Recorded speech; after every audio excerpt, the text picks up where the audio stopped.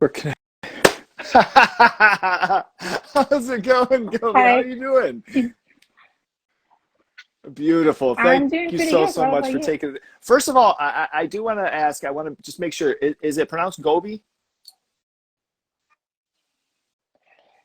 Yeah, actually, my Oh, name is okay. Okay. Gabriela, but there's a lot of there's a lot of Gabby, so I don't know how it became Gobi, but a lot of people call me Gobi, so you Okay. can call me either way.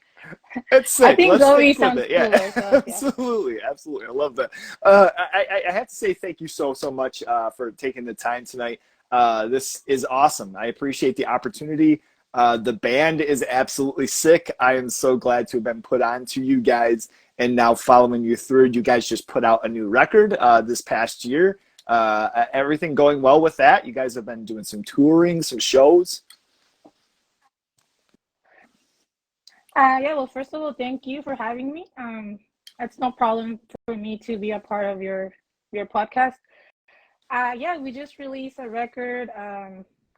We have the record already recorded since like more than a year, probably a year and a half, but it took a long time for the pressing Mhm. plant to get the vinyls ready. So, it was just a matter of time.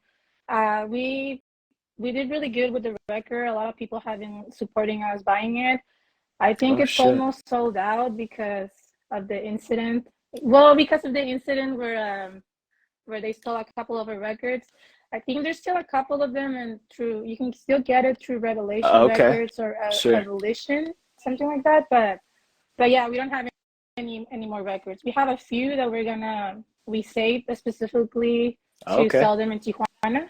So yeah, other than Man, that, we don't have any more records. it's a Which I beautiful guess thing. is good, yeah. It's great. Yeah, Yeah, in I mean, I certain guess manners it's though, nice, yeah. like you mentioning as far as the aspect of some of them being stolen, like that is definitely one hindrance of, like the excitement of being on the road is, having bands where they're getting equipment jacked or records or what have you. Super, I mean, that's such a bummer, but it's also, it's awesome as far as, the quantity that you guys still have available and them moving and, yeah, it definitely stinks though. That's never kind of a fun thing. Was there anything as far as instruments wise that was taken, or was it the records? Um, well, it was actually not during the tour. So what we did was that I had the idea of sending the records to Baltimore, which is where we were gonna arrive for the tour, because it didn't really make sense to me to send them to San Diego and then fly with the Hmm. records and pay for like another like luggage. So I'm like, let's just send them to the address where we're gonna stay for that night. And it was just mostly a miscommunication issue between all of us. Like the person from the house, he wasn't there at the time. He was also on tour. So when the Oh package arrived, there was shit. no one there to bring the package. So it just stood there on the entrance of the house for like I guess like a day or some day or two, and then somebody took it. I think it was just like a maybe like a homeless person or someone just saw the box and took it. I don't really think they're gonna like. They're probably on the trash already. They probably said it was just records, and they're like, oh, Ah, man. this is not good for me. Like it's no. So yeah, it was 60 records, and it was the ones we were Oh gonna sell during God. the tour. So it was kind of a yeah, it was kind of a bummer, but it is what it is. We were like, it happened, and there's no point of just like continue being like upset Yeah, about it, and and it is that's what I it think is. So that's yeah. kind of the part of punk and hardcore, in that spirit. Unfortunately, sometimes setbacks happen and things happen, and it's that process of pushing through. Yeah. And I think you guys have definitely really picked up and been like, well, shit, we got to do something. We can't just sit there and not move on. Well, yeah, I mean, I thought about like, because we posted something on Instagram and I really thought about it. I'm like, should I? But I know it was not gonna like return our records, but at the same time, I was just like, I can't just not do anything, I had to like at least ask. Maybe people will like keep an eye open to see if Yeah, they luckily see totally. them And if somewhere, anything, but yeah, maybe it didn't started a new happen. punk. Maybe it was somebody was like, "Who? What is this?" And kind of, maybe there was a little bit of a flourishment there too, where maybe they're resold somewhere, and there's a little rehashing of who knows? Uh, Maybe try to be positive. let's let. Yeah, let's hopefully that Yeah. happened and they're not in the trash. But either way, I mean, Yeah. it's already they're already gone, Yeah, and yeah. Okay. we're So, okay with as it. far as yourself, and before any of this, just tell us about yourself as far as growing up, and maybe some of the things that you had interests in when you were in your youth, and how this transitioned or kind of connected to music. Um, well, I grew up in Tijuana, Mexico, which is like right across Okay. from the border with San Diego. And honestly, my childhood or growing up wasn't really anything. There was not a lot of music involved for me growing up. Um, it was I had a nice childhood in the terms that I had a roof, I had a house and food and education, but it was also like very boring because I Mhm. was alone most of the time. I spent most of my time at school, and like after school, I would stay. I was in the basketball team. I really like playing basketball, so I would stay for basketball practice, and then I would just go home and either like do homework or study or something because uh, I was I was with a Oh, scholarship from the oh, school that I was. okay. It was a private school, and it was like I it was such a long time for me in that school. It was like 11 years, and it was a Catholic non-school. So I was like, I had to like have good grades to keep that scholarship, and that like created a lot of expectations both from like school and my parents. So I was an honor student for a few years. I would go to like contests and spelling bees and all of that. Um, I hated it, honestly. It was when I think about it, it's just to me it's weird like putting like a lot of kids like to compete between each other. I feel like it creates like a weird sense of like Yeah. Yeah. insecurities, but you know, I did uh a lot of my time I spent just like studying and like doing homework and trying to maintain those grades. Uh yeah, there was a point when I was in seventh grade that I was just like, I don't want to do any this anymore. Like I don't want to go to spelling bees. I don't want to do like any of that. So like my parents and everybody was like, "But what's happening? Like, are you okay?" And I'm like, "I'm fine. I was obviously going through a process, and I'm like, I just don't want to do this anymore." It's like, it's very like, um, it creates a lot of anxiety because they will bully me a lot, and like, it was a weird school to be in. There was not a lot of kids, and I was just like very lonely. So that was pretty much all my childhood until like I guess I had my first like interaction with music in that school because there was a point while I was there that they made me be a part of Oh, the sure. choir. Is Okay. that how you say it? Like the school choir? Yeah, and I did that for like maybe a year, a little over, and then I was just like, I can't do this. I don't like it. It's just like a lot of people like looking at me, which is ironic because I Right. sing in a band, but it was just like yeah, and so I guess that was like my first introduction to like music and my first like Okay. live music experience, like being like on the school choir and singing like I was just like classical music that we will sing and some like the national anthem and all those kind of things. But yeah, so that was like mostly all of my childhood up until high school. That's where like I got like I met more people that had similar interests with me, and they introduced me to more bands from what I already knew. They invited me to go to shows, so basically I made friends that share interests with me, and it was nice. It was a nice change for me from private school with 30 students to high school that had like almost Sure. 4,000 students, and you know from private to public. So that was like a lot of my Yeah, childhood sure. and I mean, adolescence, I within guess. you mentioning like some of those earlier bands, what do you remember, some of that earlier like inspiration being as far as kind of stepping out of the box and being introduced to new stuff? Well, for me, like the first, like, I guess if we want to say like my first band that I got into, was Sure, Nirvana. absolutely. Nirvana. The I remember I was with my mom at like there was this like store, kind of like Sears, but it was called Dorian's, and they had like I would go to the music section and I saw this CD and it was on that was on discount, and it was a Nevermind CD, and I was just like, what is this? I mean, that's a funny cover. It's like a naked baby, like that, swimming on a pool. And I asked my mom if she could buy it for me, and she was like, "Are you sure?" And I'm like, "Yeah, it's on discount. Like, can you please buy it for me?" And she's always been pretty supportive. She thinks like a lot of the things that I like are weird, but she's like, "It's up to you if you want to like, Sure. if you want it, okay." So yeah, she bought me the CD, and that was like my first like introduction to like rock music, I Yeah, guess if you want to absolutely. call it like that. Um, yeah, after that, when I got into high school, I can into other kinds of bands like Los Crudos. It's Shit, like a big awesome. influence for me. A lot of like bands from Spain, like Escorbuto, like a Hmm. lot of like anarcho punk bands, Sin Dios, a lot of punk in Spanish.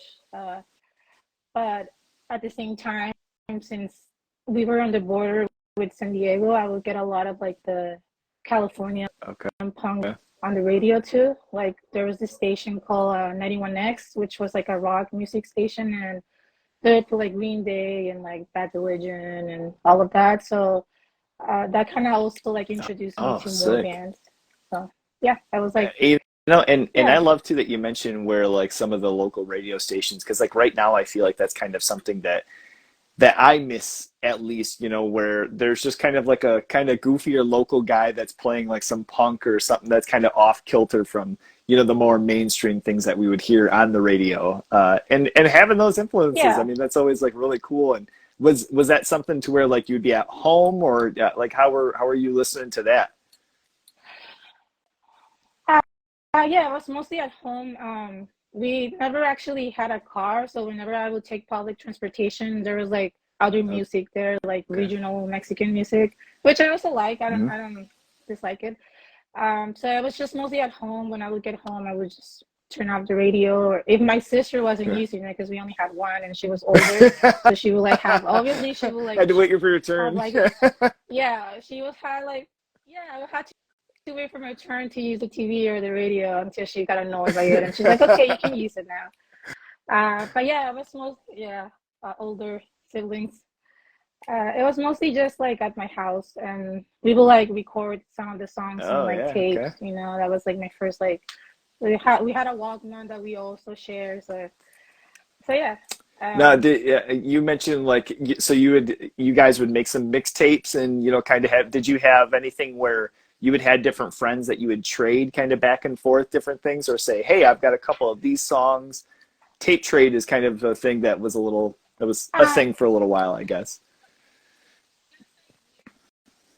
it's gonna sound weird, but when I was doing that, I was still like on my uh, I was still like on a private school, and I Oh, didn't really okay. have friends there, so it Sure. was just like mostly me. So it was just for me.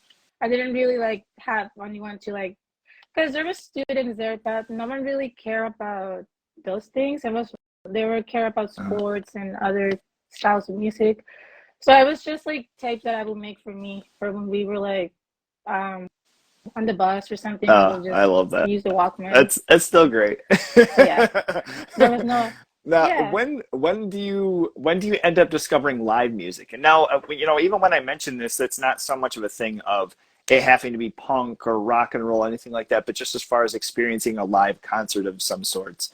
Where do you end up experiencing that? I really try like I really try like remembering about that, but I didn't go until like to any concerts or shows Okay. until I was in high school. And my first like concert, well, show, it wasn't really a concert in Tijuana. It was for this band called Dos Minutos, which is Oh, a punk sick. band from Argentina.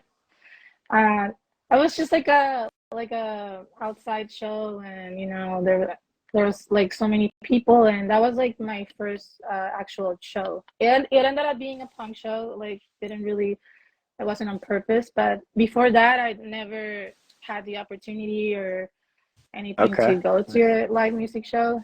like I said, my first live experience was in that school choir, which is it kind of Now, sucks, but it was. did you like, And now doing vocals, or now, like being, like kind of fronting a band, do you take anything from that experience as far as being in choir that you think back on, where at the time you're like, that was kind of silly, and now you look back and you're like, man, maybe um, I could actually use some of this. mostly the Okay. warming up your vocals before singing. Like we would do that a lot on choir, and when I started doing vocals for a band for this band, um, I would get embarrassed of warming up because it's a lot of weird and funny sounds, and then like the rest of the band was there. Now I don't care, but it's something that I try to do before our sets. Like I just if there's like a green room or just like a part where I can go on my own and warm up, I usually do that.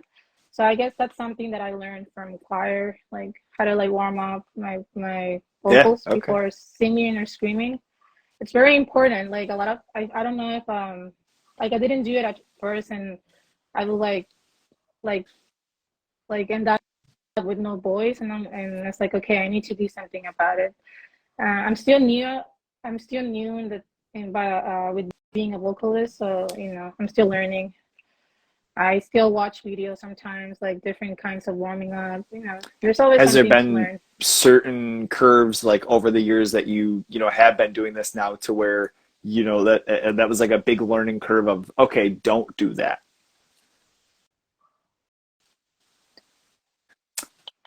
So What do you let me mean? I think didn't of, understand that question. say there was something that maybe you saw that was like a warm up experiment, or something that you were trying, and you tried it and it didn't work out for you, or it ended up kind of hurting your voice even more. Has there been anything that's popped up that comes to mind?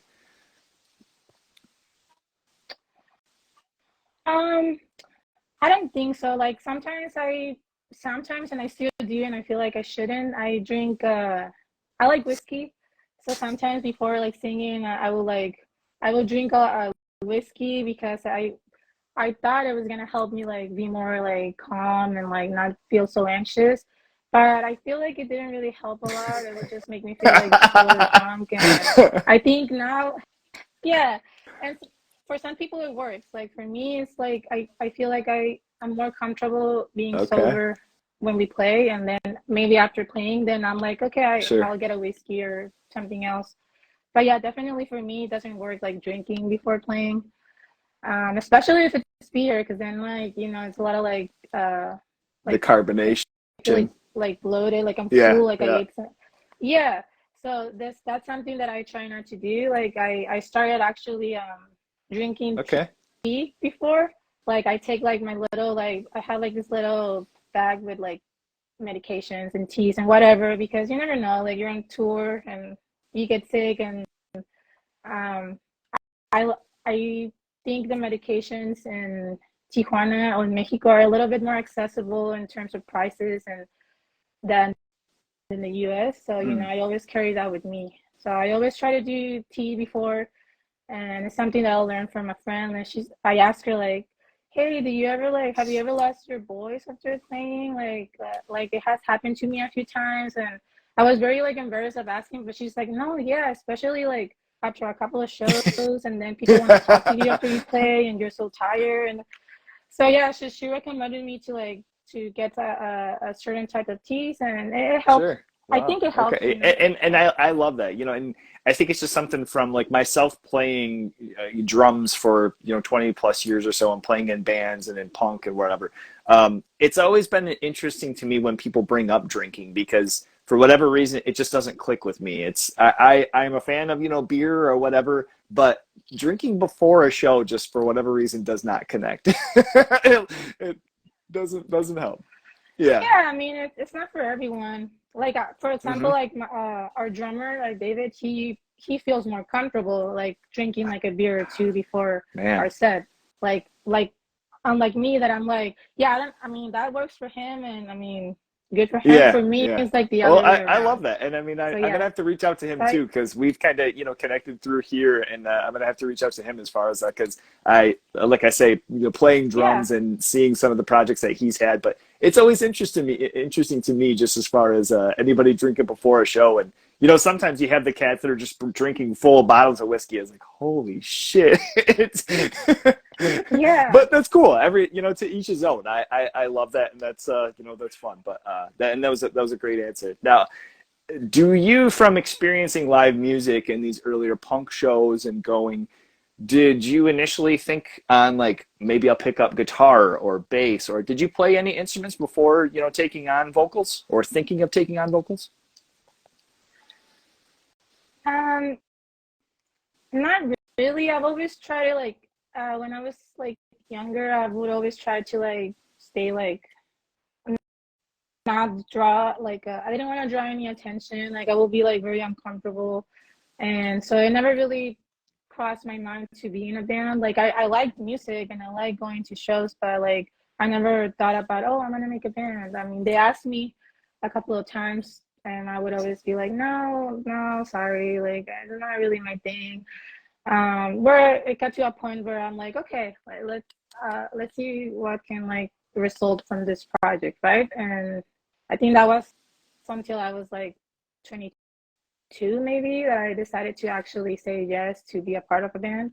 It was a very like brief band, didn't really play a lot, but you know that was like my first experience.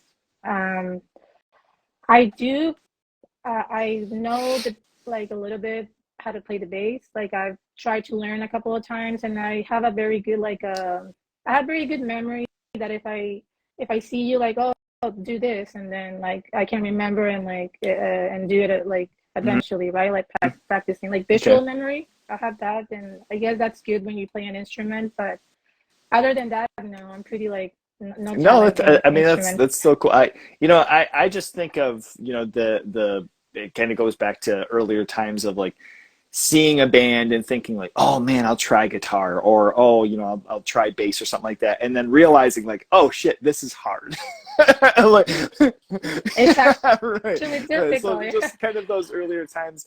Now, like before anything of being even involved in bands or anything, did you do anything in writing, like when in school, just even free time of writing stories, or you know, how does that, you know, kind of transition from um, lyrical content and stories that you're writing today? Did you have anything earlier on that you wrote stories or different things like that? Poetry? Um, I definitely wrote stuff. I don't know if it was like poetry or it wasn't really stories or anything. I would just write whatever was in my mind. So if it's a very like weird writing style where I'm just like writing whatever comes up in my mind. And so when I started in that in this band that I actually had to write lyrics, it was a very it was I was struggling. Marco, the guitar player, has helped me a lot with that because like we work together with my lyrics. Like I wrote this, and he kind of helps me also to like see how we can like put that on a song or you know. But as I was younger, I didn't really write a lot. I was more into like drawing or like doing like collage and those kind of things, like more Oh, like okay, visual, sure. I guess. So yeah, it's been a challenge to write lyrics. It's not easy, but it's something that as a vocalist, I'm still learning on all the different things that I need to do, and I I can see that I'm improving. You know, I've had gained a little bit more like experience as years pass by, but there's still so much more that I need to learn, and you know, I'm there trying, you know, learn as You much know, as I can. and I guess from somebody from that's looking from the outside in and kind of looking at your latest record and listening to things that were prior, it almost felt like this newest, like this latest record that you guys just put out, that was kind of like you honing in and having like your style and your attack. But you go back and you listen to the first like couple of EPs and splits that you guys did. It is, you are there like from the beginning of of that. I mean, there is like an absolute like almost at Yeah. times kind of crust like attack to the cadence of your vocals. And when you initially from this first band, and possibly even into Violencia, how does that transition as far as, did you practice with different albums? Were you singing with different maybe possible bands as far as getting your style and how you were, you know, thinking about being a vocalist yourself? Um, honestly, like my first time that I like did vocals, I had no prior like practice. Like I've never really tried to like do vocals. I had my favorite kind of like vocalist. Like I really like I said, Los Crudos has been like a major influence on me, and I Mm-hmm. feel like another band members too.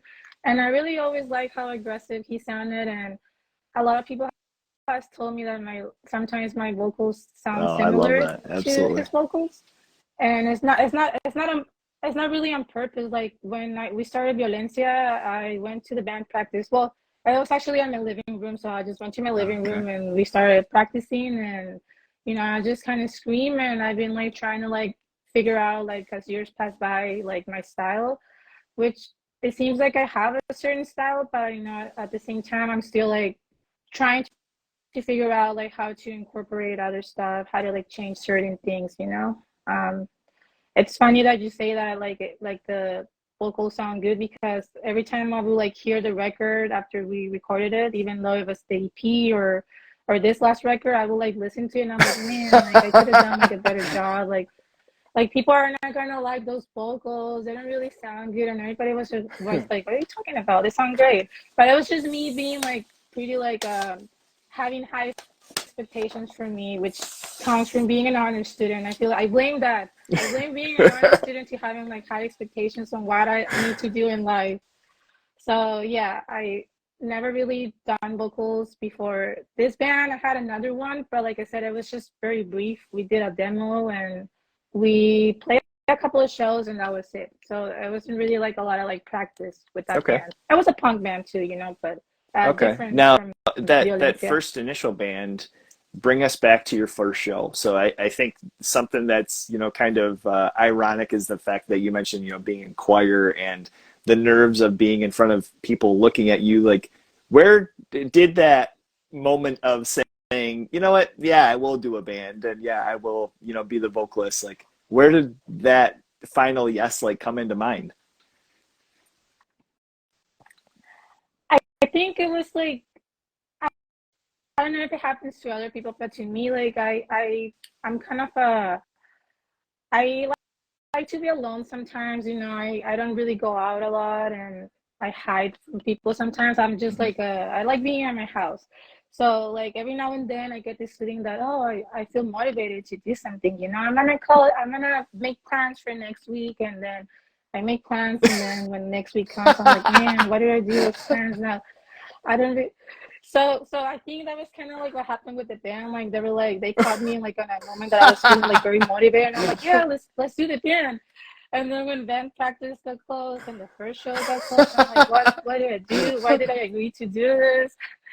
But our first show was actually it was in Tijuana, obviously, and it was a small venue that doesn't exist anymore. It's actually a brewery now, but it was called 1250, and there was with this band called Black Rainbow from the Bay Area, kind of like pop punk, like punk band. I was during the week, so there was not a lot of people, but it was still like very nerve breaking to me to play in the show. I actually don't think turned my back. I turned my back the whole set, and it's something that I don't do anymore because I will just get so nervous of seeing people are looking at me, and they're also looking at the rest of the band. But Mm-hmm. the vocalist is just like there, so people are like watching you.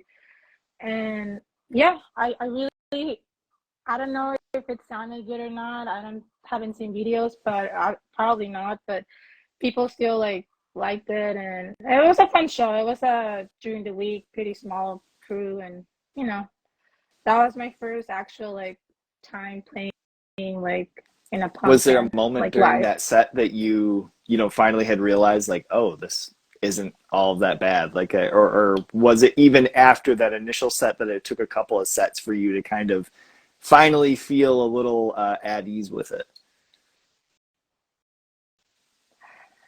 Um, I think even nowadays, like I always like feel like very like anxious before playing. The first 10 minutes are always like very like the first like 10 minutes before Mm-hmm. like our set is always like nerve breaking to me. And I think it was the same back in the day. And then I will like play, and during our set, I always like forget, and I'm like, okay. And then after a set, I'm like, okay, it wasn't that bad. So, but the next show is always the same. Like the 10 minutes before a set, I'm like, man, I feel like there was even a point where I would always like feel like I wanted to like throw up or like pee or poop, and there was nothing. I would go to the bathroom, and it's just like it's just my head messing with me. So now that doesn't happen. Now I don't get the need to like throw up, or which I never did, but you know, I would get this feeling like oh, I'm gonna throw up, and now I think I'm a little bit more like calm, and like I have like embraced like being a little more Okay. calm before the set. So I Do you yeah, feel like I don't maybe know. even there's something too that comes along with like the familiarity of the material? Like as you play more, it's one thing to know the songs, but to kind of know the flow of like a set too. If you play it a couple of times, I feel like there's different times where you get a little bit of a comfort where you have like transitions that you know what's to come. And I don't know if maybe that's just me, but I feel like sometimes if you have a set list that you might play a couple of times, the comfort and just knowing the transitions and things makes you feel a little bit more at ease. Yeah, definitely. So like for example, on this tour, which is like the longest tour, it was only Awesome. 8 dates, but you know, it's like the longest like I play like on a row. So yeah, after like the third show, I was just like I already knew like the set. I already like I wasn't even like So that nervous before the set. So yeah, I guess you could like familiarize after playing, and I feel like the rest of the band felt the same way. Like that we wouldn't get nervous because you already played the same set like a couple of times. You already know like what's next or like what do you want to like do between those songs, and so yeah, sure, you get used sure. to it definitely. Now, Um, with Violencia, I wanted to, kind of touch on initially just the dawning of the band and how it comes to mind as far as how do you go to meeting all of the members of the band, and where does the conversation come up to start the band? okay, so I know them for like a long time now. I think the person that I know the Hmm. longest is Marco, the guitar player, which is I met him when I was 15, 16, and we didn't really talk until like a few years later when we started running into each other in bars and shows, you know, because the scene in Okay. Tijuana is really small. So we were running to each other and we started like hanging out and became friends. Um, so I know him for like a long time, more than 15 years. And then the drummer, I met him at one of my birthday parties. Like he was just there and I just met him. I think it was like my 19th or 20th birthday. And I used to like do my birthday party with another good friend of mine that um, we had like this close dates of her birthday. So we will do our party together. And yeah, I mean, it was just like a bunch of people from the scene, and I met him there. The bass player, Aníbal, is the one that I've known Okay. less less years. I met him also through like friends and shows, like, and then we became roommates. We're not roommates anymore, but yeah, we were roommates for a couple of years, and yeah, the idea of the band, honestly, I think the idea mainly started with Marco, David, and Aníbal. I wasn't really on the equation at first. I was just like there listening, like, oh yeah, like you guys want to do a band, and then they invited me like as a vocalist, and I thought about it, and I'm like, okay, let's do it. And we were actually when we decided to do the band, it was Christmas Eve, and we were on a bar called Nelson's. It's like it's a dive bar. It's a really cool dive bar in Tijuana. We were just like hanging out on Christmas Eve, and we were like, yeah, let's do this band, and like blah blah blah. And we were a little drunk, and ended up doing the band Sick. after all. So something good came out of that, and yeah, I mean, we've been friends for a long time, so it's always cool to make a band with people that It you makes already the know, process even friends. better. I don't know if I was just saying it makes the I'm process sorry. even better to be able to have like close knit, as far as Yeah, in that, because that's like the corny thing that you hear a lot of times through going on tour or different things is like, oh, it's so nice to have a family, but it's like when you have people that are that are you're very close to, or buddies or friends, have, you know, interests outside of music. Not everything is about punk or the newest, you know, hardcore record. Like it makes everything so much easier, and Yeah, especially being around each other. So sick. It's awesome. yeah.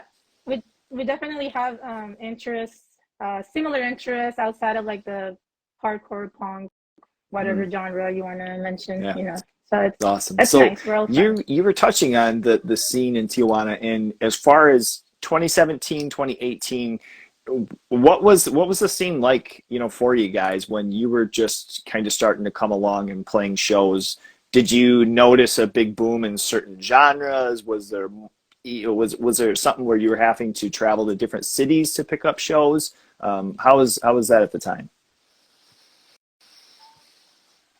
Um, so around 2017, 18, there's always been like a not a lot of venues or places to make shows in Tijuana. You know, so around that time, a lot of the places that we used to make shows were already closing because they usually close and they become like a different kind of bar. Because that's mostly where you play in Tijuana. You play in bars. There's not a lot of venues that are not bars. So there was like a couple of venues that weren't having closed yet, and you know there was like I said, the scene in Tijuana is not that big. There is bands, but I don't think there's as much bands as if you go to San Diego or like a bigger city like Mm. Mexico City or Guadalajara. There's always been a lot of like crust bands, kind of like melodic crust. I don't know why, but there's always been like a very big Sick. interest in Okay. Tijuana of that. And there's actually a band that is pretty active nowadays still. They're friends of ours. They're called Abac. They're like a melodic crust band, and they've been active since like Okay. 2015, I think. And they were pretty active back then, also in 2017. All of them also had like different bands, and yeah, I mean, there's always been like a few bands, but they always like either stop playing and then they make another band, and you know, I don't know if that's like that at any other city, but yeah.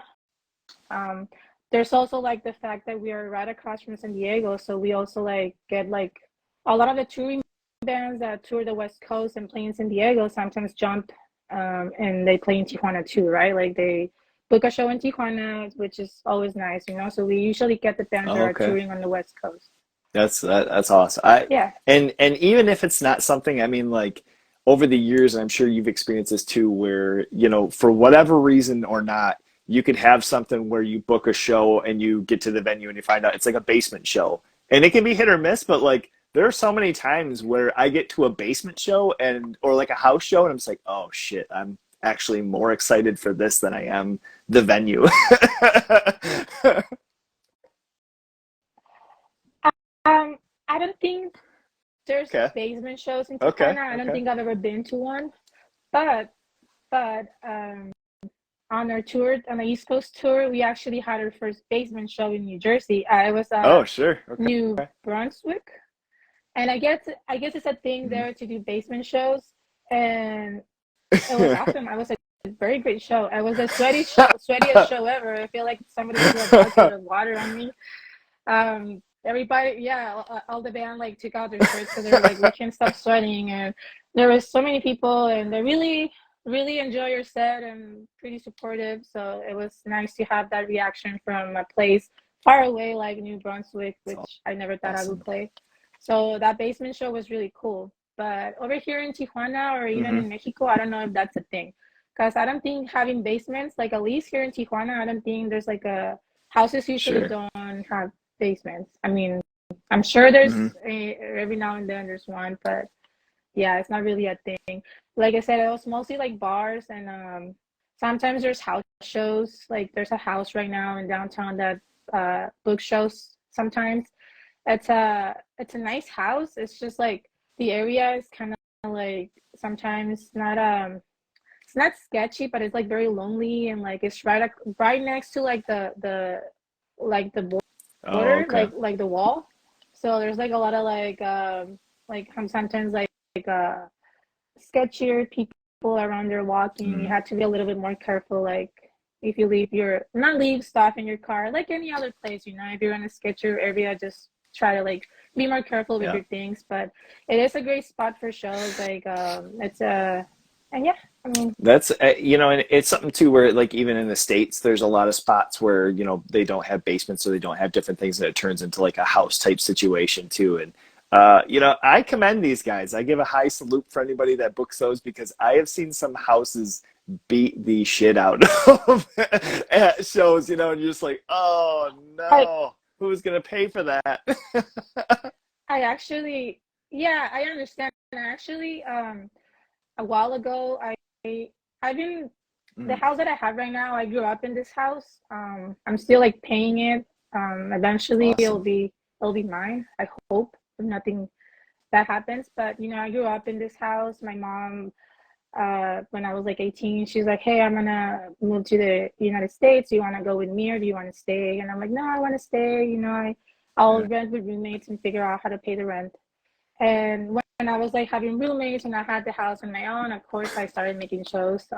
Started making shows in the backyard.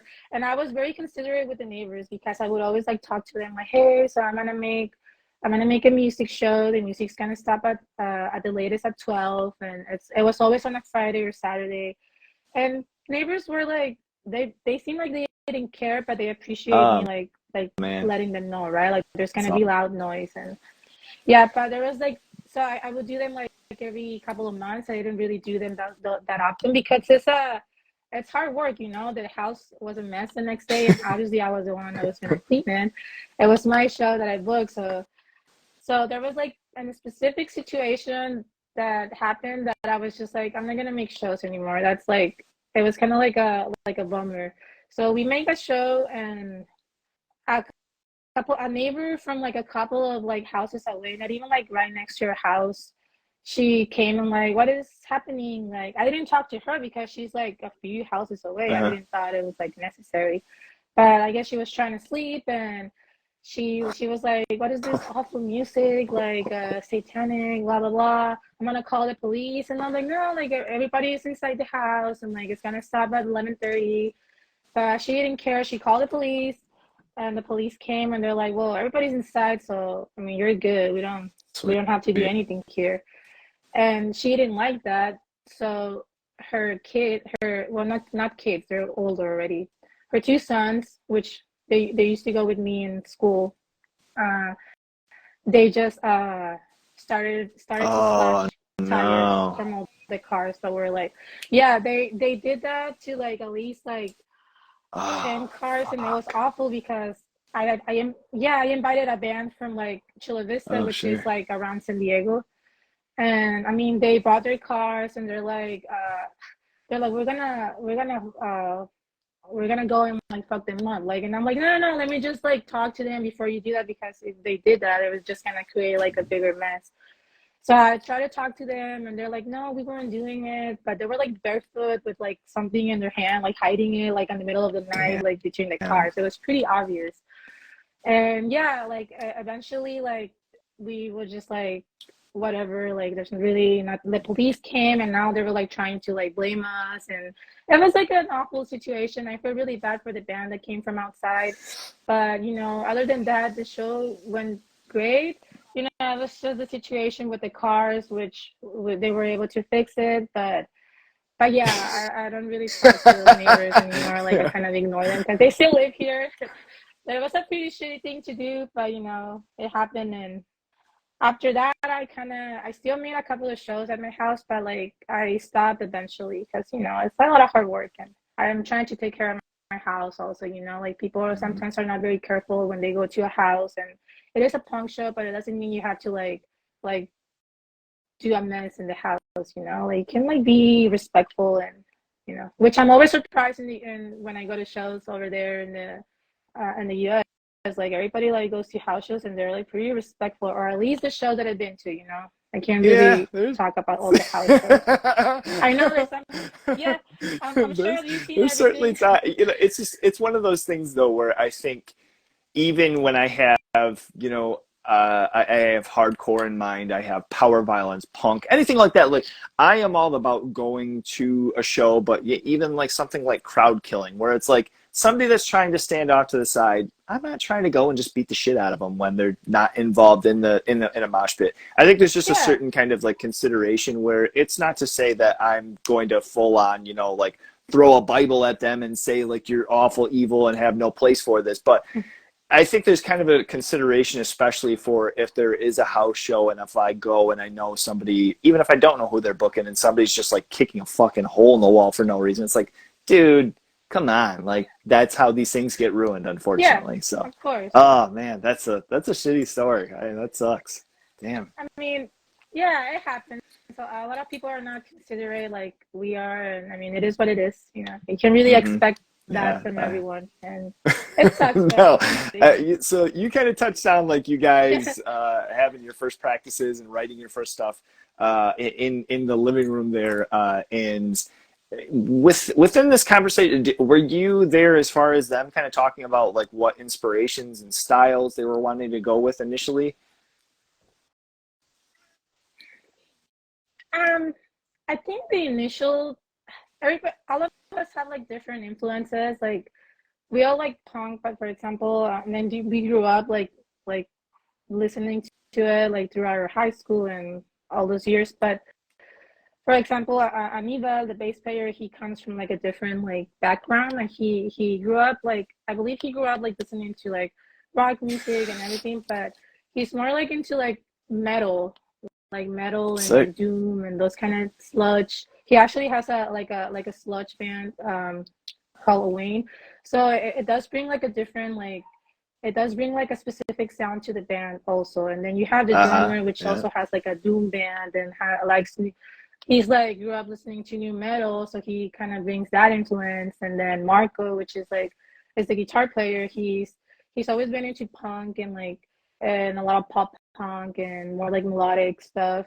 He's actually the one that writes most of the music. And then, you know, I have like influences like a lot of like punk and hardcore, you know, like faster music. So we all kind of like combine our unconsciously, not like on purpose, you know, we just combine our background interests and influences, and Violencia was the result. It wasn't really like, oh, we want to sound like this, or we want to play power violence or that. It was just like, we just want to play and we'll see what comes out of it. And I go ahead. Sorry. think I'm sorry. No. No, I mean, what I was gonna say. I think it's something too where like looking back on, I feel like right away there was almost kind of like a sense of identity, and like that was even in mentioning, you know, how like maybe this record or maybe possibly like the release before this, I think was where I was introduced to your guys' stuff.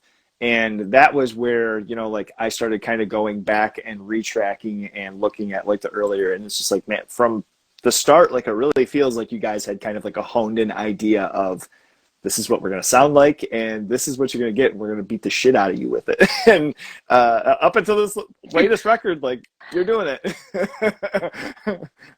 Yeah, I think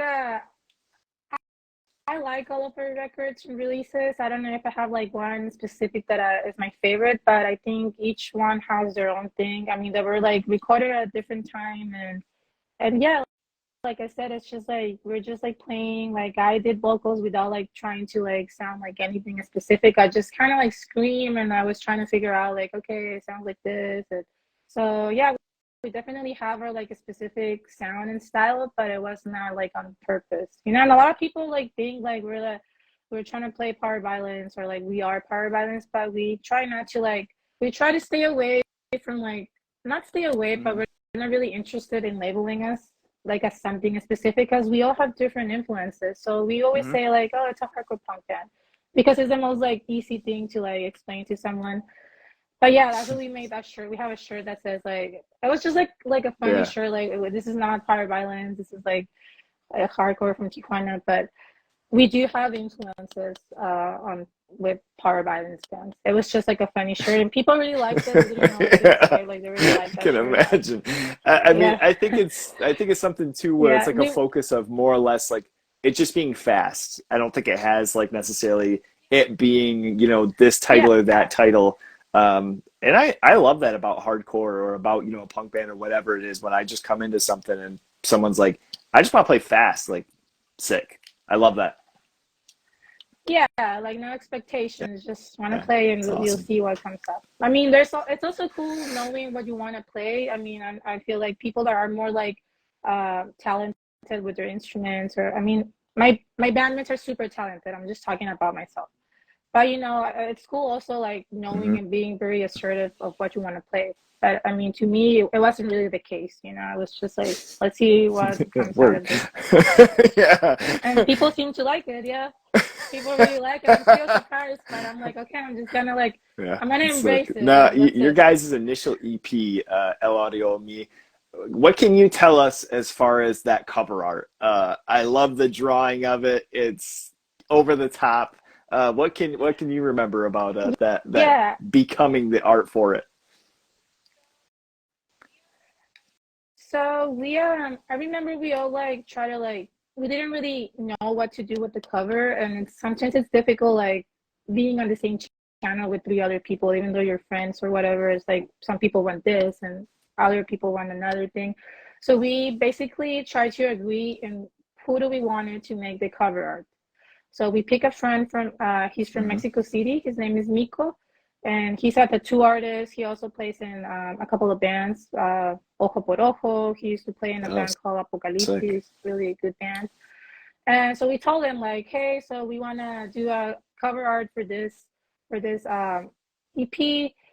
We gave him the liberty to do whatever he wanted. So we're like, I did specify like I want the background to be white and the art Okay. to be black. So I kind of like that contrast, and I feel like we have it in all like the records, kind of like the black and white It kind works. of colors. And yeah, so we gave him the liberty to do whatever he wanted, and that was the result. And we really liked it. It's a very like aggressive um, cover, like it's just like there, like guy with a gun, but people really like it. I'm always like hesitant to like whenever we do merch, like to use that design because I'm like, I mean, if I use that shirt, I will. It feel weird because people will be like looking at the shirt, like what is that? Like people that don't listen to, because people get weirded out with certain designs sometimes, but people really like the design, so we still like Hmm. make shirts and tote bags. They still ask for it, so I think it's a it's really one of cool those design. things that it's a drawing thing too. It's kind of like you just mentioning like what the fuck is that or why would they do that? But it Yeah, makes you think it of attracts. that and you Yeah, maybe even walk away and look at the next table and you're still, looking over and like, what is that? Like why is that there? yeah. Like like they're probably confused. Like I don't know how I Yeah. feel about it, but I'm like attracted to it. So I'm gonna buy it. I'm gonna spend my Now, money on that. a couple of personal favorite Yeah. tracks, and I just wanted to touch on, really quick here. What can you tell us about Cannibal? Is that how you pronounce it? I don't want to be fucking up any of this, so please correct me. Oh, it's okay. It's actually one of those words that are kind of like reading they're writing. You write it the Okay. exact same way in Spanish and Okay. English. You Got it. just add an extra N. So it's caníbal, but Okay. cannibal is also like the same.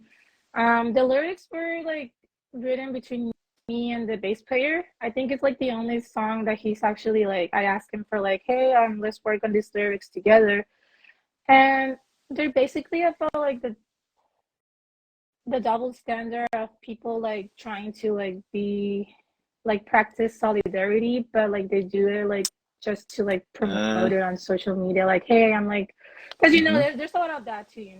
A lot of the lyrics on the first EP are kind of like a criticism, like to the irony of those situations.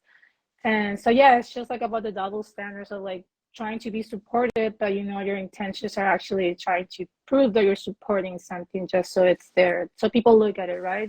Which it Mhm. happens still. Not talking about anyone or anything in specific, it's just Mhm. something that happens and we notice.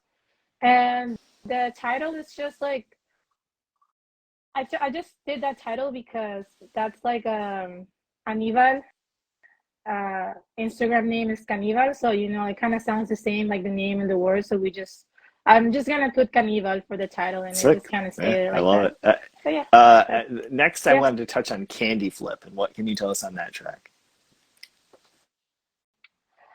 So Candy Flip, it's one of my favorite songs. It's very fun to play, and people really seem to like it. Uh, So candy flip is like when you take LSD and ecstasy together. I've never done it. I don't think I've done it, but you know, not that I can remember, but it's more like it's one of those lyrics that it doesn't specifically talk about that. It's just like it can relate to like that, but it's also you can relate it to like any other situation in your life that you're like going through. So it's very subjective. The meaning is not really something specific. We did those lyrics. Me and Marco did that lyric together, and I think it fitted very well with the music. And it's That's I enjoy awesome. singing that song. I like the lyrics, and yeah, that's the meaning of the title, but it's not specifically talked about Okay. that. Is it like a weird reaction that happened? I mean, I'm not familiar, and I'm not saying by any means I'm above that. I don't know. Is there like a weird reaction that comes out of mixing those two things? Like, how does that doesn't sound like a great time. I don't know. I don't think I've ever done Okay. it, but it was just like it was like we. I mean, I'm not really into like I'm more of a I am a pothead, I like smoking weed a lot, but I'm not Mhm. really I don't do other kinds of drugs, and I'm not against it either. Like Right. whoever Yeah. wants to do Same. whatever, it's their own. But like I can't really specify what do you feel when you mix those things, but it's probably like a lot of emotions and like a Yeah. lot of like Shit. euphoria and like that's what I would imagine. And I don't know. I don't think a lot of people know what it means, or I'm assuming, but I didn't know what it meant until like they introduced me to the word, and I'm like, yeah, it actually it sounds good like for a title, and it can be applied to like the lyrics too. So we chose I Candy love Flip. that. Yeah, It's sick.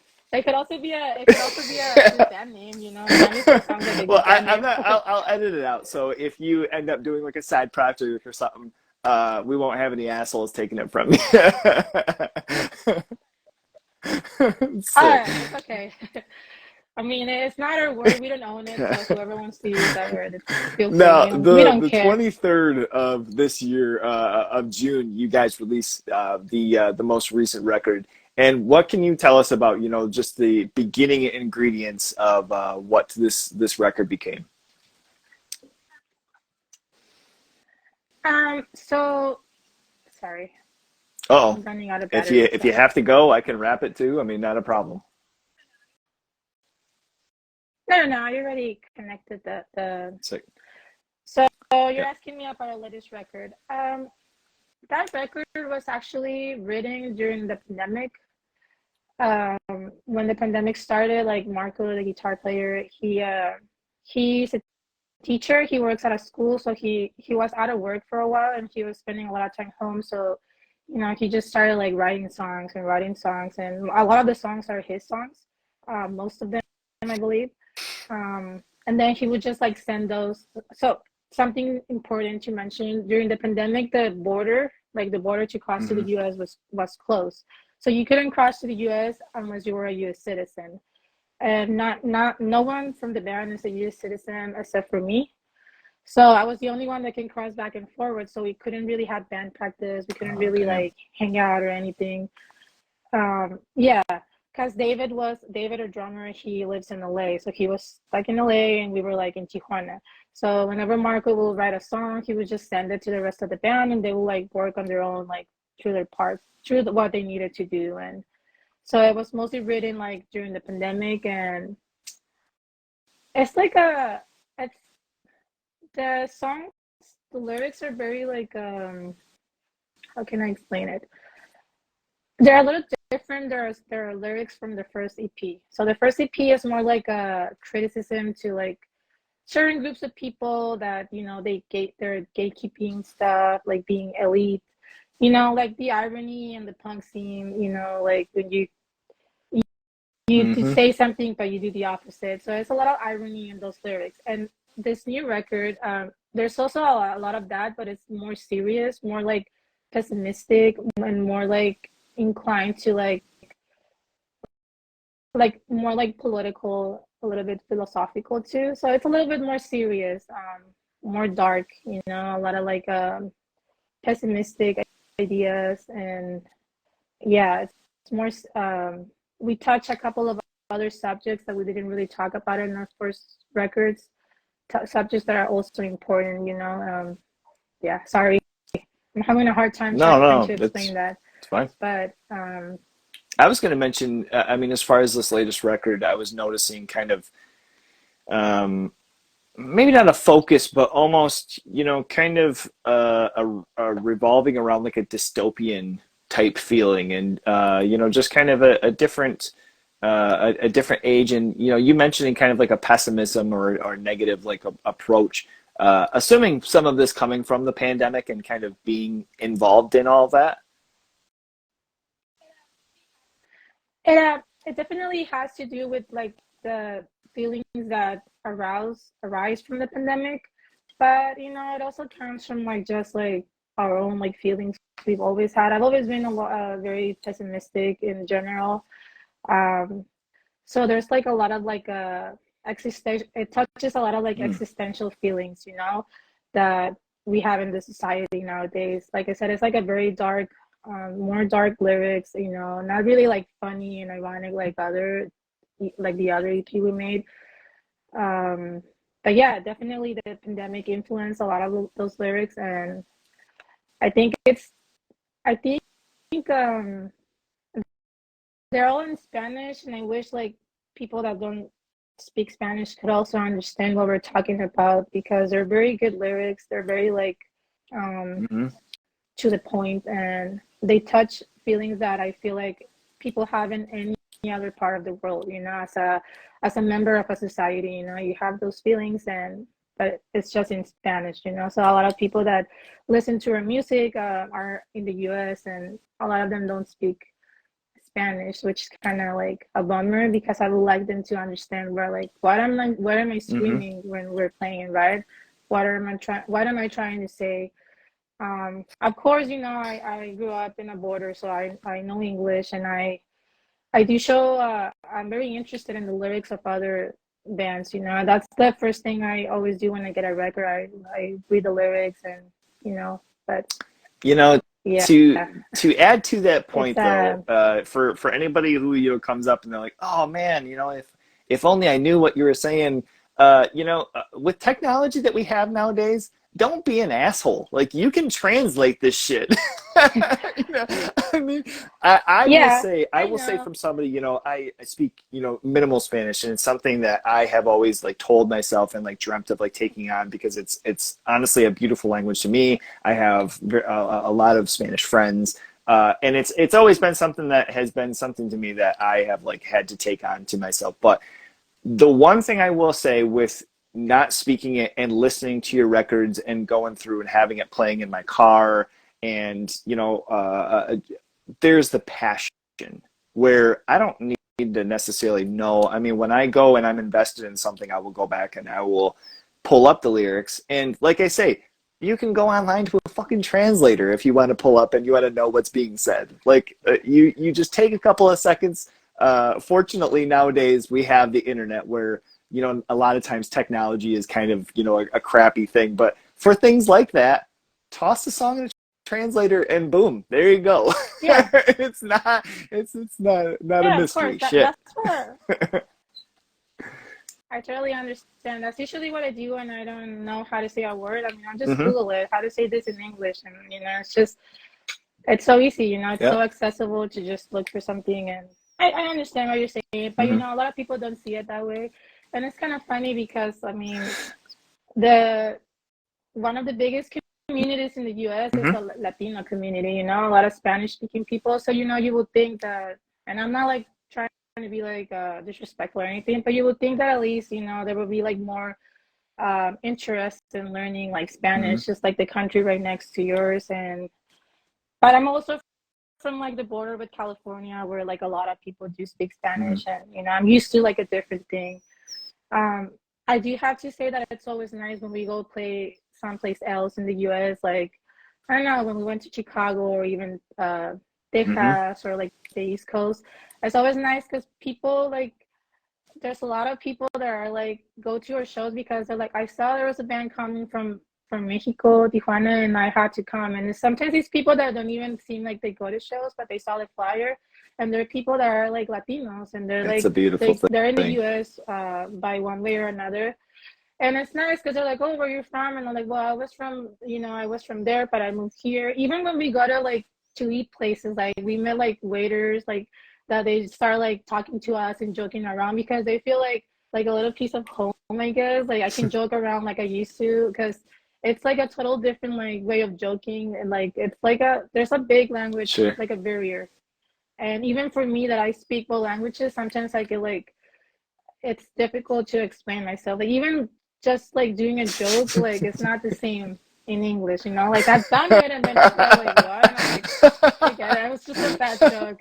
I was gonna say there have been So times yeah, I would with a like, translator or with like putting something in where I am reading and it's like the translation I know isn't right, where I pull it in and it's saying something and it's like poop butt, and I'm like, yeah, that is not what this is supposed to say. Or maybe it is, but I don't think yeah. so.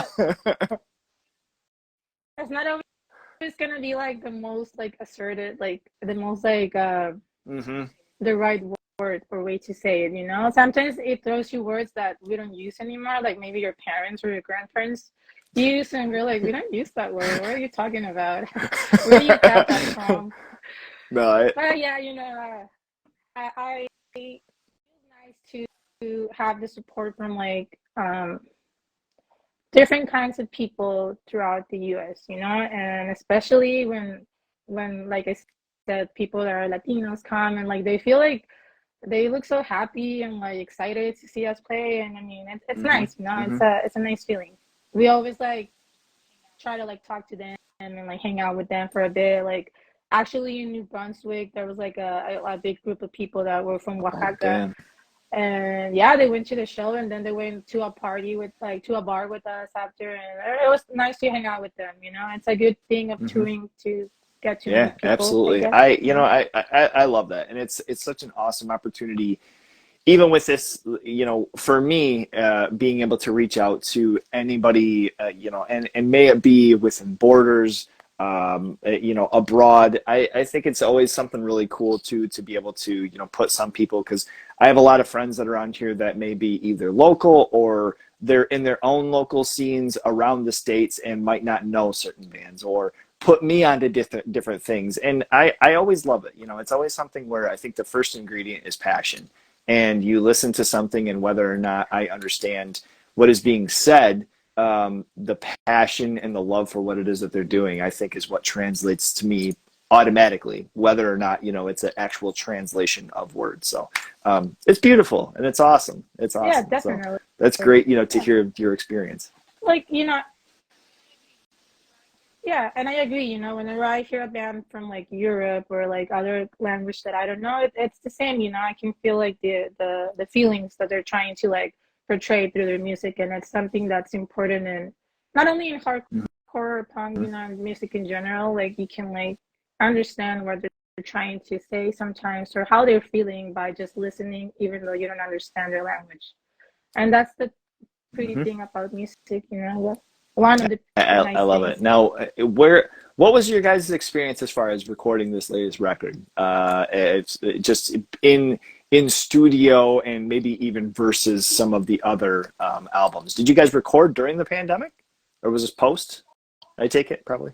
Um, it was like a mid-pandemic, like I think we recorded. Um, the border was closed for like almost a year, so maybe like the pandemic started 2020. So we probably recorded like like at the Hmm. beginning of 22.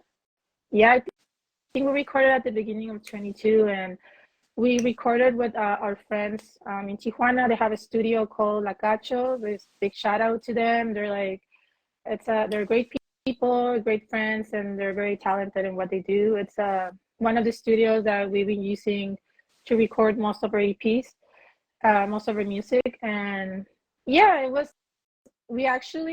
a long recording because we were like we had to record the songs for a split that we were doing with a band from Italy, that they keep like they already had their songs, they were just waiting for us. So we did the first songs for the latest split.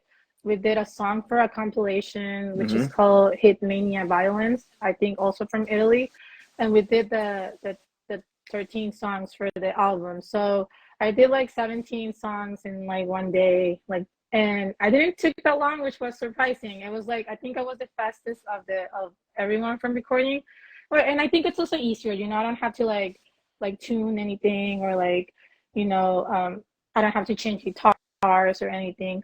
But yeah, it took me like maybe I don't know like 2 3 hours. I'm always the last person to record. And yeah, we did it at that studio, and it was pretty fast. We already practiced a couple of times the songs, so we already had everything ready, and it was just the waiting time. The waiting time for it to be ready. We send it to the person that did the masters, which also did the master from our first EP. It's Nick Oh, okay. Townsend. He's from LA. Um, I keep forgetting the name of his studio. It might be Townsend, like his last name, but he also plays in a couple of bands. He used to play in a band called Deadbeat, and also very talented. He's a drummer also, so he was the one that did the mix and master, and yeah, I mean that was basically the recording was very fast. It was mostly the waiting time for it to be ready, and then send it to the pressing plant and just wait for it to be, wait for the records, which was very torturous and like long time. Because I kept listening to the songs, and I'm like I like them, and then I will listen to them, and I'm like, oh man, maybe they're not that good, and I would just start tripping out, and it was just me being nervous Yeah, and eager yeah. for them to be out already. And eventually they were, and also big shout out to Live a Lie and Will for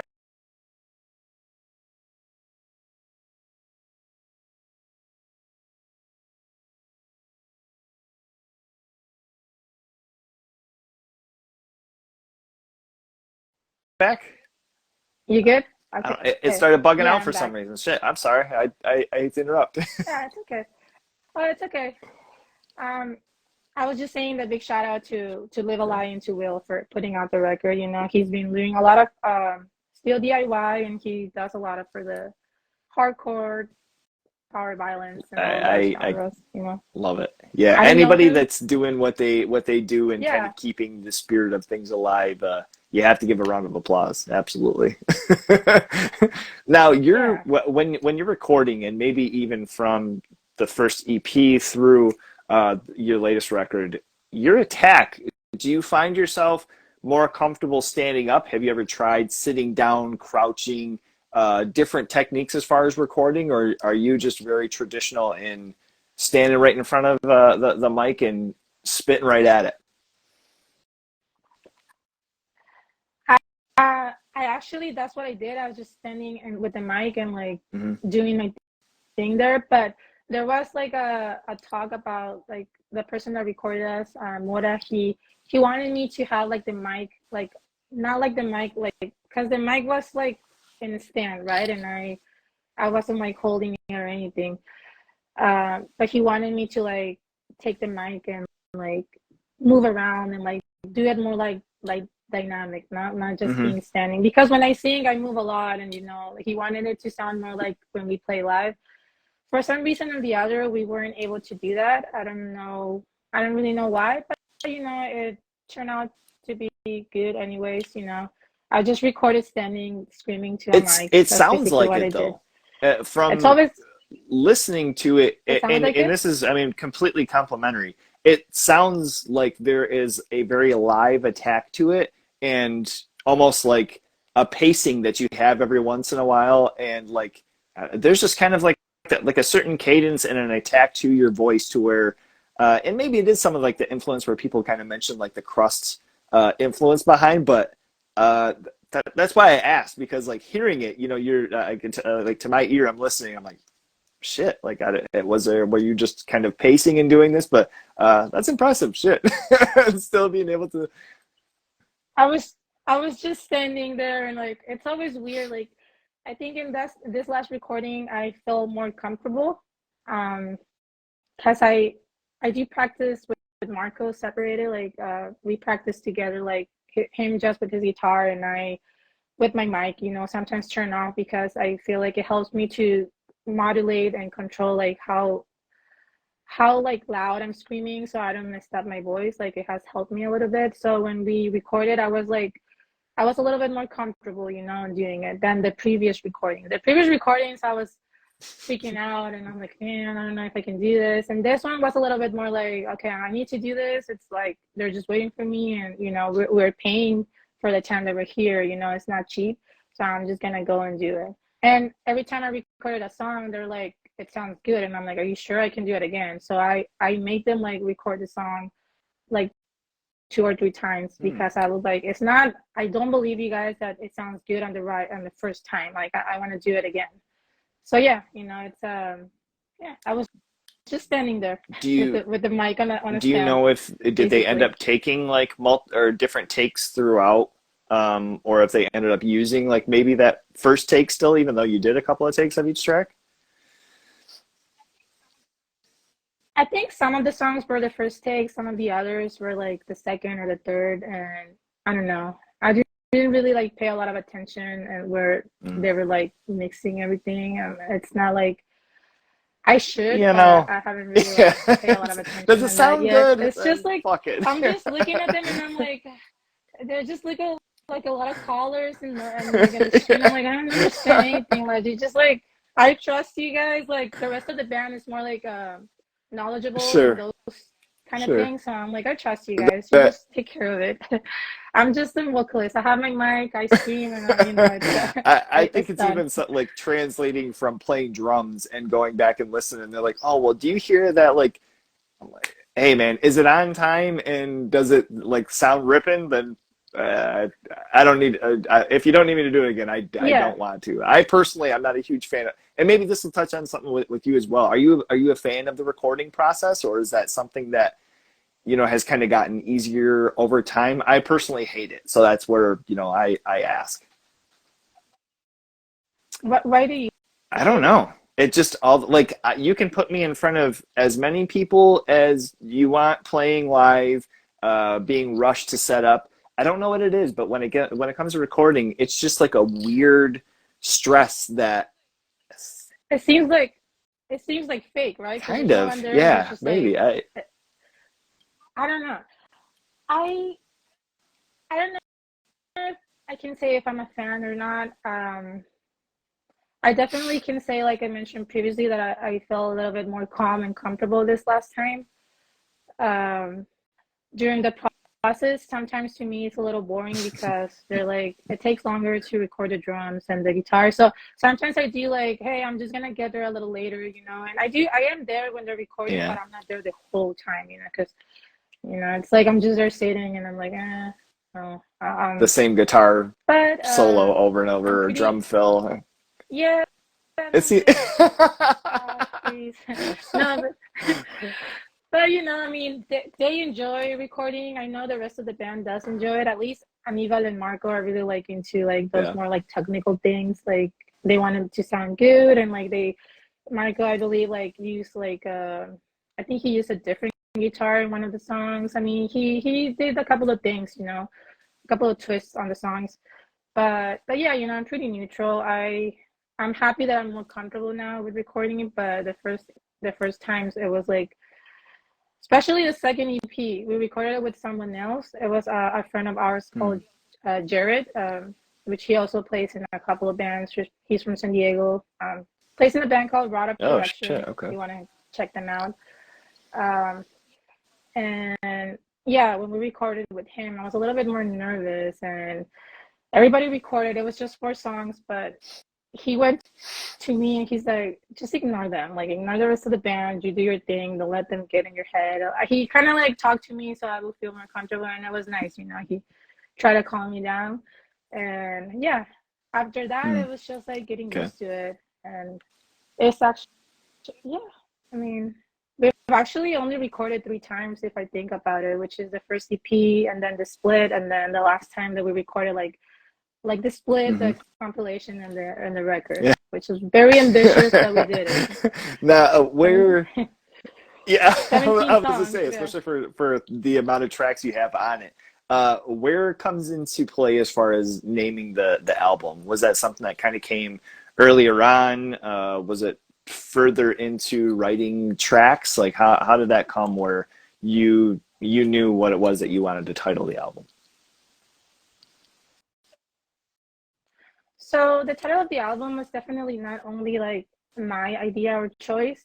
We talked about it for so long. We discussed it. We proposed different names, and then that name, like living in even darker times, it is kind of a reference to another band. If I'm not mistaken, it's a hot cross band called Ekaya. Oh, okay. I think that's the band that they have like a similar name. We just kind of did a twist, and it is an influence for like Marco and other members of the band, which we were like, it sounds good.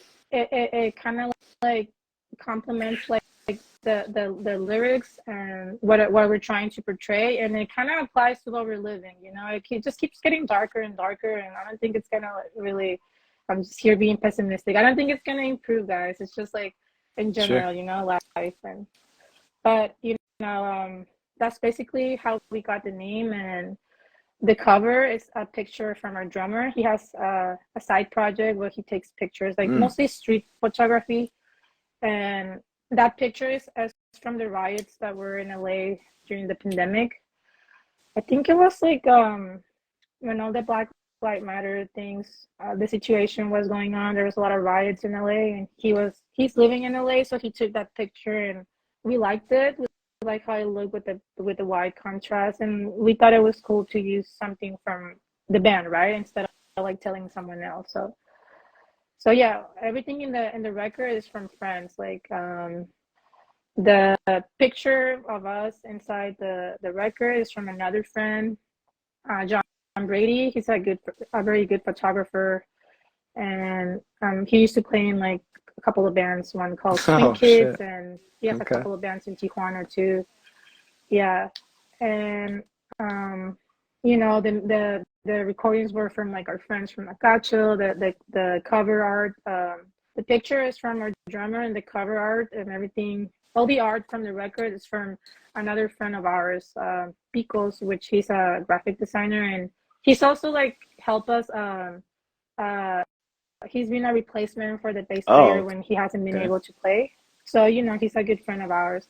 So we try to like keep it between friends, use a little bit of everything from friends, and it came out. I think it came out I great. I really I like I it. love, So yeah, I mean, you mentioned like the do it yourself and like the DIY, and sometimes that kind of translates to maybe somebody doing cover art, or maybe it translates into somebody like having halfway of an idea of recording or a different thing. But I love that you mentioned too, just as far as from the art to recordings to even live, it being kind of a thing of just sustainable within yourselves. And it's always been something kind of fun, discovering punk or discovering underground music of, man, I would really like to have a recording, and someone's like, well, shit, I could probably get a computer and toss something together, and it's like, it's punk, yeah, dude. Like, well, it doesn't have to be that serious, but I love, you kind of mentioning that like close knit community to things, and everybody, just kind of taking care of and attacking at all fronts. Like that's absolutely, that's sick. I love it. yeah. It's you gotta support your friends also, and you even like when someone offers, I mean, they're also trying to like gain more Hmm. experience and be better at it. So just let's support them, like support each other, like they support us, and we do the same for them. And that's kind of like sometimes how it works in this community. I like to think, Yeah, most yeah, of the time. absolutely. I mean, there's definitely times that it doesn't, and it becomes kind of kind Yeah, of a conversation. But I think yeah, if it's something that you're able to, and you have the friends, or have the kind of wit of figuring it out, I think it just makes it that much more interesting and that much more fun. Um, as long as it works too. I mean, there's also different times where someone's like, "Oh yeah. man, I have a great idea for cover art," and they show you, and it's like, "Oh, that is not good." That's that's definitely Yeah, always gonna happen between a band, I think, because yeah. you're not gonna always have the same idea. So definitely, like agreeing with the design, it can be challenging, especially like I can be very like a specific. I'm very visual, and I know when I don't like something, and I'm like, I just don't like it, and I can be very like, maybe we should do it this way. And even myself, I've done a few a few designs for the band. Like for a shirt, it was like my first like experiment, and I was pretty hesitant because I'm still new in that, like designing things. And but I show it to the band, and I'm like, just be honest. I'm not gonna be upset. If you don't like it, I can use it for something else. I can use it for a flyer or whatever. And they really liked it, and people like really liked the shirts. They Sick. bought them, and it was nice. They tried to keep it in I, between each and other. I think there's something too where like you had mentioned the visual aesthetic of the white with a black image with the initial EP, or on the contrary about like a black shirt or a black background with a white image. Like there's something classic about that to where I think for somebody who's just kind of getting their initial like toes in the sand, so to speak, or just kind of trying out, something. Um, those things are kind of hard to mess up. You throw a skull on something or a rose, or there's just different times where just it looks cool. Like as long as it's not a copy of something else, and Yeah, somebody's like, "Oh, I've certainly seen of that." course. It works. It always looks great. Yeah, of course. I really like all of our covers. They're pretty simple, like base, like in like the colors Hmm. and everything. But we like them, which is nice. We Now, all agree as with far that. as a couple of tracks, now, and once again, I mentioned just as far as translation, I don't want to sound like a complete dumbass, and please correct me but the No, it's first I okay. wanted to touch on, these were a couple of my favorites, was Carrera Interminable. How far am I? Because I don't want to fuck this up. I apologize. Not gonna. We're pretty close. La carrera interminable, which I think it's kind of like la carrera interminable.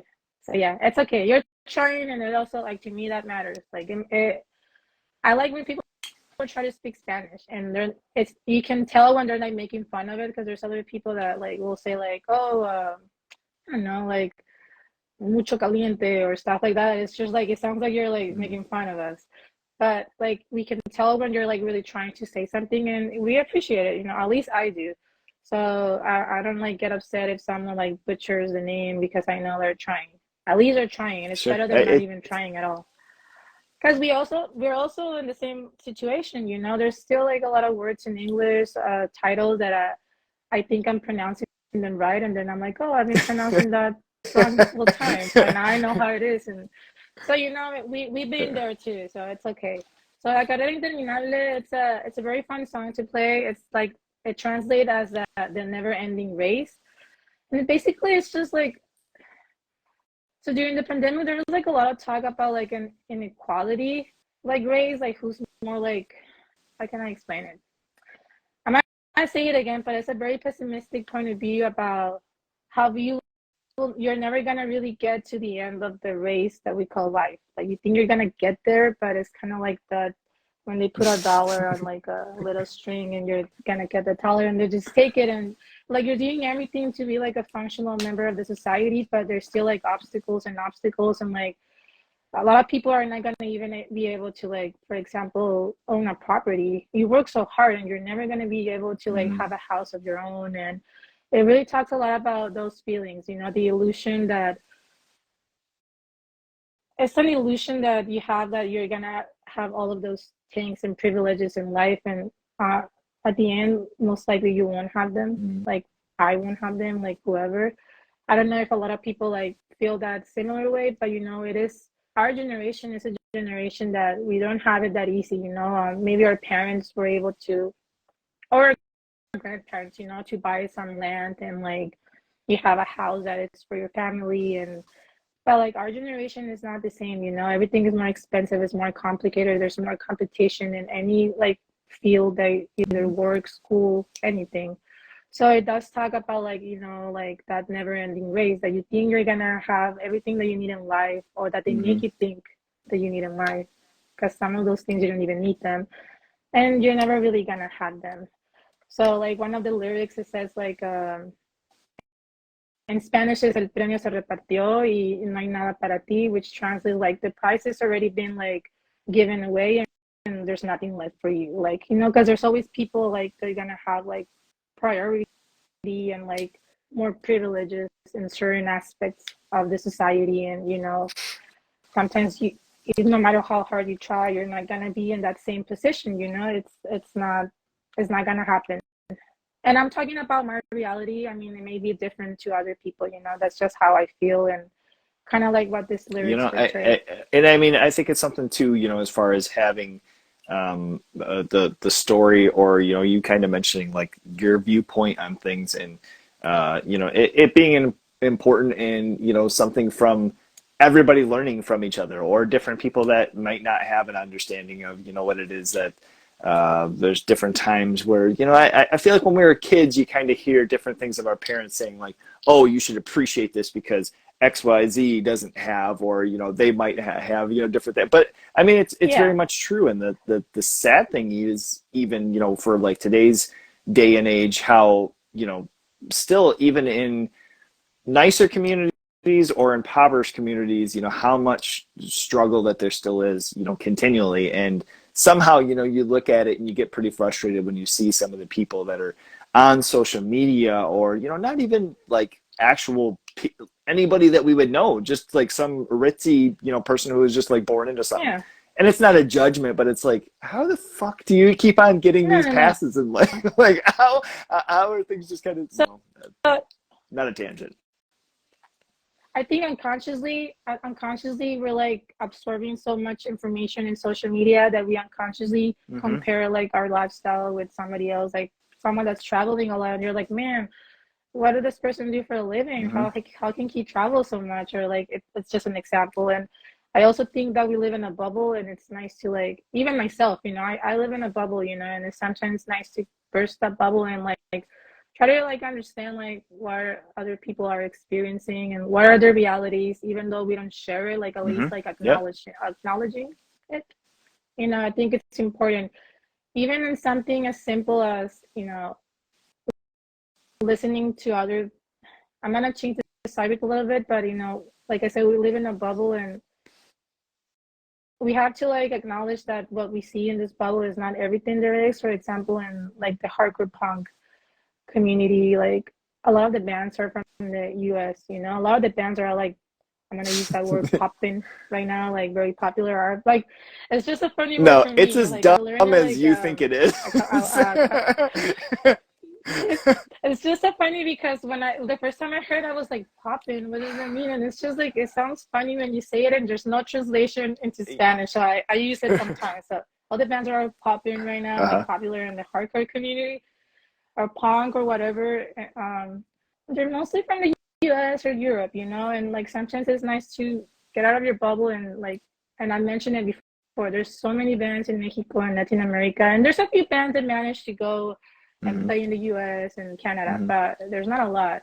So if you don't get yourself out and play, which sometimes it's difficult for a band in Mexico, like people are not really gonna know your music, and it's just not gonna get out there, and it kind of sucks. So now that we have social media and internet and everything more accessible, it's nice to like get out of your bubble and look for other bands. Bands are in Spanish and other languages, and understand that the feelings are mutual. We're all like angry, and like we have like similar points of Mm-hmm. view, just in a different language. And So it's and nice and to get it's out of even that something bubble. too where like on a different level, and I won't necessarily say whether I'm for or against or anything, but like a band, for instance, like Slaughter to Prevail. They've kind of, I don't know if you've ever heard of them. They're a bigger, almost like metalcore band, but No. they're from Russia. So the guy primarily is speaking Russian when Okay. he's singing. And there's been, kind of backs and forths or whatever, but they've gotten very popular because they're very heavy, kind of maybe like a Whitechapel, I don't, or like a heavier Okay. like deathcore type band. But I think it's a translation of the fact of just the musicality of it, and the talent that goes into it, where it translated to US, and people are really like grasping on to that. And I'll even say myself, as far as for social media, or even this Instagram page has been a huge inspiration and a huge help for me to be able to discover things outside of just like the local or even United States. But then there's cool bands too. I mean, there's Yeah. plenty of acts, but just coming off to mind, as far as interests in Spanish speaking, band, Spine. from Kansas City, Jibalba, who Yeah. are from the West Coast that I have loved Hmm. forever, and they were just in Detroit for a festival a couple months back, and I kicked myself in the ass because Okay. I missed that. But I've gotten to see them before, and I mean, like, absolutely love them. But just as far as for bands that are outside of the U.S., there's so much cool stuff, and there's so much like great things that are going on too. And I love the fact of even you mentioned like a word like poppin', to where it's like me being English speaking, it sounds just as dumb as you think it does. I mean, it's even on my It's end. a, It's as it doesn't, goofy as it sounds. to me, it doesn't, it sounds funny. And it's like, there's always, every now and then, there's always a word that I'm like, I don't know. And it just caught my attention and I like saying it, like pop it. It might sound stupid, but to me, it's funny. And like I said, it's also interesting because there's no translation into Spanish for that word. Yeah, It's kind of like a yeah. slang word, And there's right? so So much though. it's That's the other thing with like the English language where I don't fault people for wanting anything to do with, because there are different times I've had friends who have like reached out and they're like, "Yo, what is this? From Poland or from outside of the country," and they're like, "What is this?" And I'm like, "Dude, I don't even know." Like honestly, I couldn't tell you. I don't know. Like I would probably have to hear what context they're saying it, or maybe the sentence. Like sometimes it feels like a spelling bee. Like, yeah. can you use that in a sentence? And I don't know what the fuck they're saying. Oh my God. Okay, so I can't take your whole night here. I really really appreciate your time for being on here. Yeah, no Last but not least, problem. if you could tell us, just as far as anybody who is listening, to the latest record or just discovering you guys, your favorite song on the album and maybe a little context behind it. Um, since we recorded, I've been changing like songs. Sometimes I like one more than the other, but a song that I like since we wrote it and we always play it is the second song from our album. It's Mhm. called Mundo Polarizado, which translates to Polarized World. It's a very fun song to play, and the lyrics are very like they're very straightforward in the sense that um, what's the word? Sure. Give me just a second. They can create Okay. controversy. So it translates as polarized world, and basically it talks about like the constant polarization of like information Hmm. by social media and big media in general. Like they only portray like two sides, like very black and white. Like when in reality, like and they that makes us like be like Hmm. against each other, and people don't see that. So in reality, there's like more sides than just like black and white. There's so many different shades. There's so many different realities and contexts, and we have to acknowledge that. So that song, like one of the like part of the lyric, it says, "Yo ya no formo parte de Hmm. esto." Like I'm not a part of this. It's like a big statement that it's just like we're not gonna be a part of that dynamic of if we're on that side or the other. We're not like we're on neither side. We have our own like opinions and like deal with it, you know. And I feel like hopefully people will question that.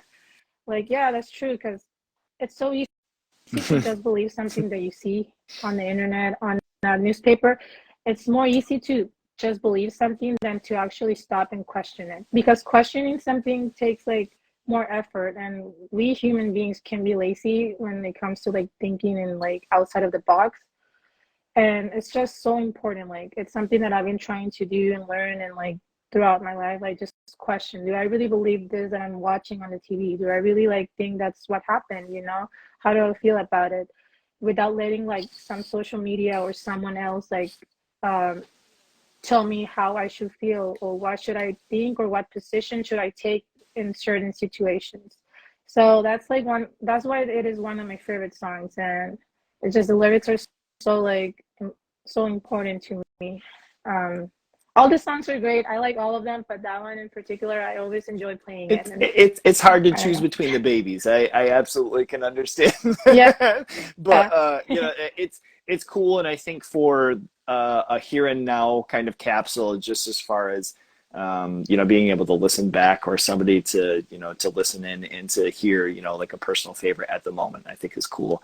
And it's awesome. Yeah. I hope people that are listening, check out the band. You guys are absolutely ripping, fast, in your face, aggressive. Thank you. Um, I'm a huge fan. I saw you guys that were going on the East Coast there. If there's ever something that you guys are looking for, like Midwest, you mentioned Chicago. I'm in Michigan, so I'm not quite there, but a few hours away. I would love to help as far as booking or getting a hold of friends that could, and all of us just helping each other. Shit, Of course. having a good time. That that's how it usually is. We'll definitely hit you up. We do want to play in the Midwest. We originally wanted to do East Coast and Midwest, but one of us couldn't really Mm, travel okay. for that long. Oh, um,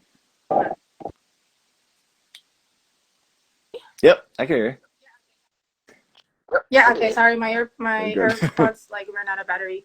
Yeah, our original idea was to do both, but we couldn't make it with one of us didn't have enough days out of work because we all have like jobs and like Monday through Friday, and so we only did the East Coast. But definitely in the near future, we're looking forward to playing in the Midwest. You know, we want to play It, everywhere. It's just so difficult It trying to absolutely is. balance everything. But you guys are doing great. You guys have the record out, doing some traveling, hopefully getting some shows local to you guys, getting some things going. Do you have other shows booked currently, or dates coming up? Um, Not specifically right now, but we're actually talking about what are we gonna do the rest of the year. So we're taking September and October off from the band. Um, Marco just got a new job as a teacher. He's very busy. And I also just got back into school. And Aníbal, the bass player, is Oh getting man, married in October. So that's why we're taking those 2 months. Yeah, adult stuff. And, but yeah, but definitely we're talking about what we're doing in November and December. And we have some plans already. We're kind of like finishing like the plans. So we're definitely playing a little bit more before the end of the year. And for next year, we also like are planning already sick. what we're doing. Awesome, So awesome. yeah. I like I say, I appreciate it. Anybody who hasn't checked out the record, absolutely on all streaming platforms. You guys also have records. Have a few left? Is there anything online through stores? I know you said you had local. Yeah, you can. You I know To Live a Lie is out of them. We don't have any to sell online either, just the ones that we're gonna sell in Tijuana. But I know Revelation Records has a few, and there's another website that I can never pronounce, but it's called Evolution, like EBU. I'm just gonna spell it. EBULLITION. Abolition. Evolution. Like I'm not sure I even know what that is. let me look for it. I know it's like a big like old like I can. Evolution Records. Yeah, Oh that's shit. how Okay. that's like a it's like a record store, and like I guess you can buy wholesale, and I just can't pronounce the word. I'm sorry. But yeah, if you look it up, it starts with an E and like a B as in boy, evolution. That's Look it up. we have Google. We So can either that one or we can tell everybody to yeah, get off their lazy asses and Google the band name and LP, and it will pull it yeah. up. I know there's a couple of stores online like that they still have it, so Awesome, you can definitely awesome. still get the record. Um, This has yeah. been absolutely great, Gobi. I cannot be any more appreciative. For anybody who hasn't checked out the band, check it out. Anybody who tuned in a little bit late, within the next month or so, I'll have this up on Spotify for listening and YouTube for watching. This has been incredible. I really appreciate the time. It's been beautiful. Thank you so much once again for the time tonight. Oh, thank you for having me, and hopefully eventually either we'll see each other in Michigan, or It, bands will play together maybe one day. we will We'll get never. something We'll figured out see. for sure. Absolutely. Yeah, but thank you for having me. It was nice talking to you and everybody that saw the Absolutely. Thank podcast. you Thank so you. much once again. You have a good night. Enjoy. Take care. Yeah, Bye you bye. too. Good night. He's a lo-fi horror guy. Yeah, he's kind of a guy, but he is so lo-fi a horror guy. Yeah. Lo-fi horror guy has been recorded in front of a live studio audience.